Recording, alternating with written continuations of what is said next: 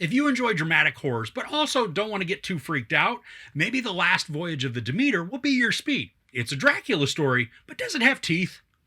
Now, before I get into my review, I want to say thank you to the sponsor of this video, Doogie.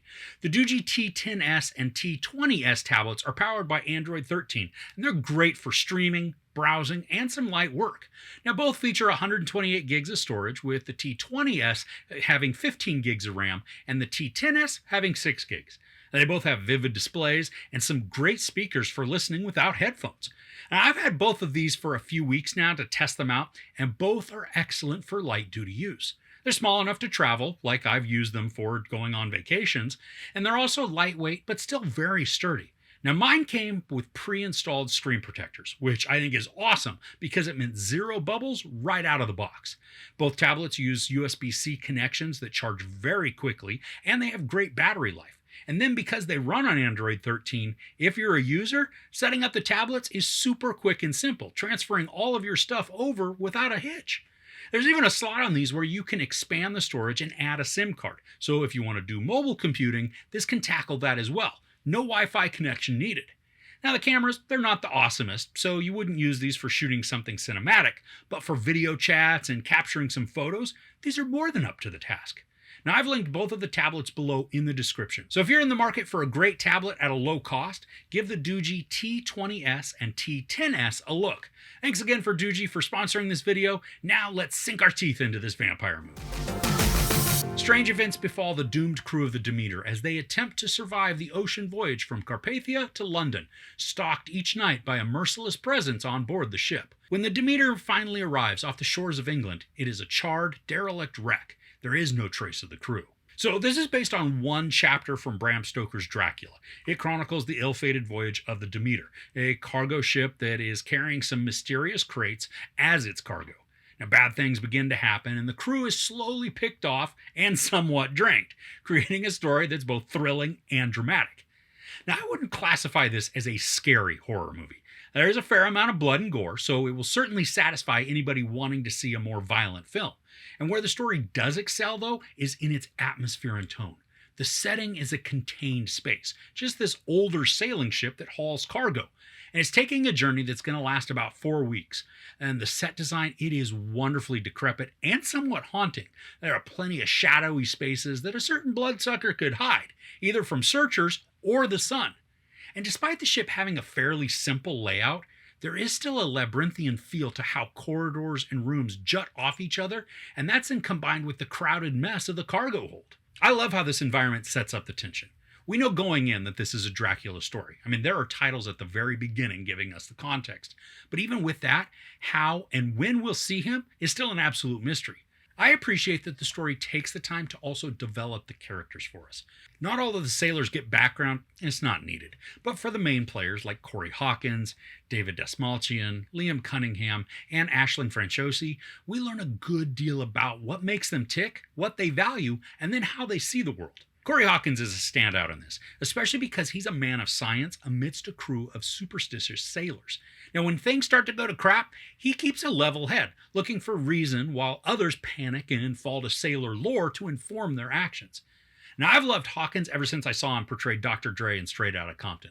Here, he brings a patient and reserved performance, allowing us to see measured fear build as he witnesses horror after horror. David Dastmalchian is the second mate, and it actually took me a moment to recognize him. He's quiet but very intense, creating a character that can be either a valuable ally or a fearsome opponent. And I like how he helps to enhance the feeling of dread that permeates the crew. He's tough and he doesn't want to give in to the oddities, and that struggle, it's very evident on his face. Liam Cunningham plays the captain of the Demeter, and he feels like a leader that you'd want to follow. He's fair, even-tempered, even caring. And we get to see a familial side to him that helps demonstrate a huge helping of humanity on the ship, especially when the violence begins to erupt. And there are some heartbreaking moments that he shares, and also this quiet, understated scene that is harrowing because of the demeanor and the broken delivery that he gives. Now finally, there's Aisling Franciosi. She was devastating in The Nightingale, and here she plays another sort of broken and tormented woman. For much of her performance, she doesn't speak. She's just present and observing, wounded and damaged and probably a bit in shock. But even without the dialogue, she says so much with her emotive facial expressions and her eyes, giving us all the meaning and context we need. And that makes it even more powerful when she does speak. And it's sort of a surprise and it's abrupt when it happens, showing us how important it was for her character to speak up at that moment. Now, as I said before, this isn't really a scary movie. It's atmospheric and tense, sort of like the older monster movies. The settings, musical score, and the shadows, they help to create a sense of dread and melancholy. And I really enjoyed the movie for that aspect. And if you're looking for a frightening film, this is going to be a disappointment. There are a few scares or moments that can make you jumpy, but on the whole, this sits more as an intense drama. I'm in absolute awe over the makeup and the practical effects that are used here.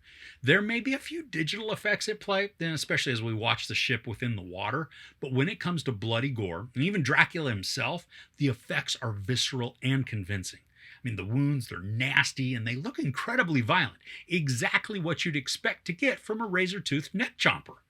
Now, I also like that for a bunch of this, we don't really see the creature. I mean, at least in full illumination.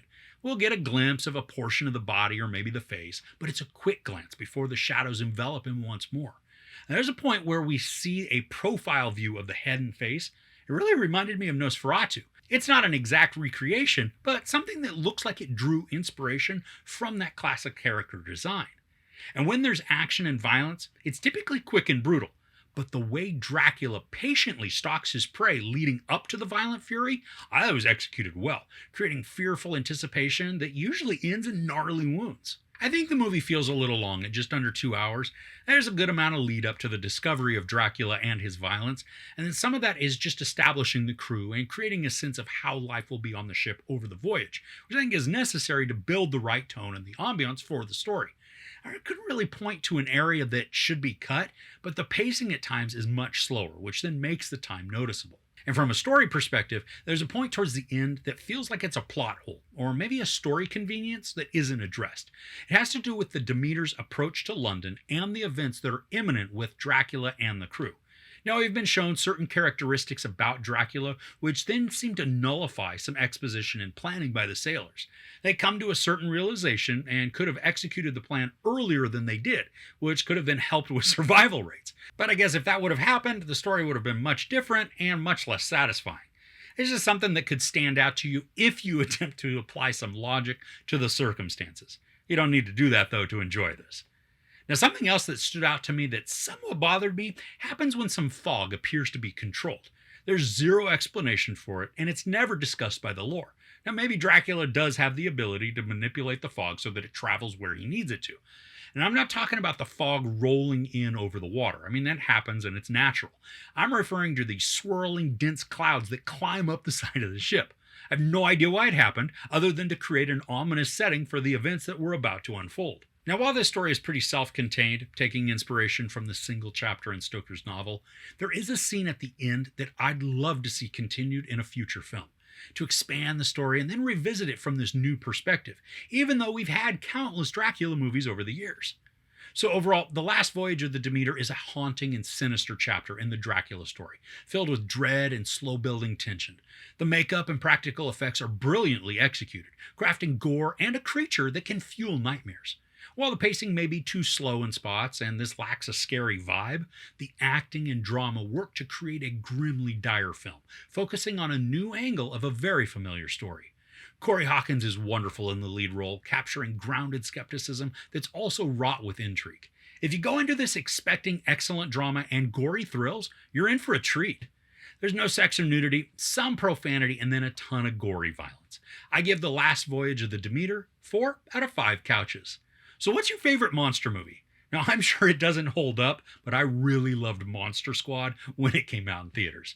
Let me know yours, though, in the comments below. If you enjoyed this review, please give it a like. Also, don't forget to share and subscribe. I'm Chris. This is Movies and Munchies. Thanks for couching with me.